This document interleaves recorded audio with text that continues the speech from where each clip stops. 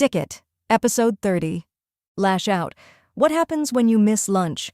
You know that moment when someone asks you a completely innocent question, "Did you send that email?" Or, "What's for dinner?" And your reaction is about 3 times bigger than the situation deserves? And afterward you think, where did that come from? Yeah. Today's phrasal verb is for that moment, and for the person who had the bad luck to be standing nearby. Let me share with you a personal story. Last Tuesday was a difficult day. Back-to-back lessons from 8 in the morning, a meeting that ran 40 minutes over, a printer situation, you know the kind. And somewhere between the meeting and the printer, lunch disappeared entirely.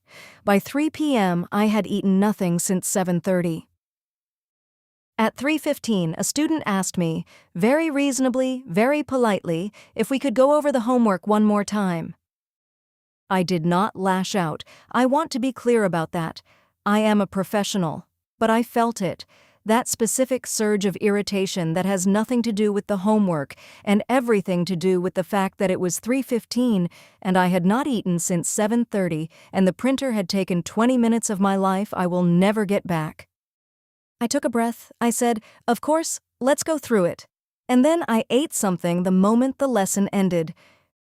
The student had done nothing wrong. The homework question was completely reasonable. The lashing out that almost happened had nothing to do with them. It never does.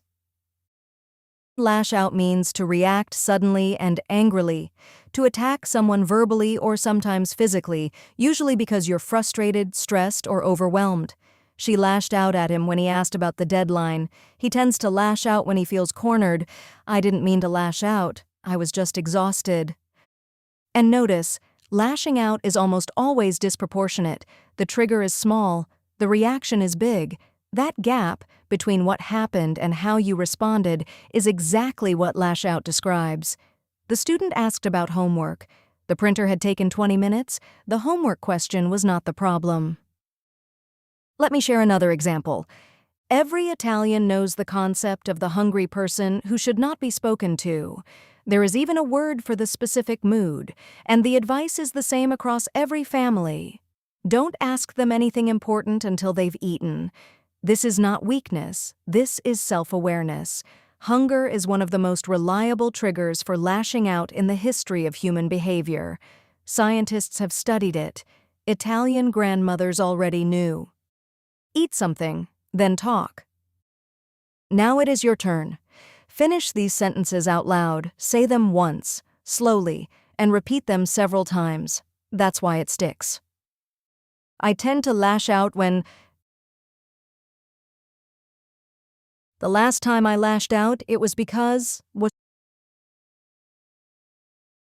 When I feel like lashing out, I try to...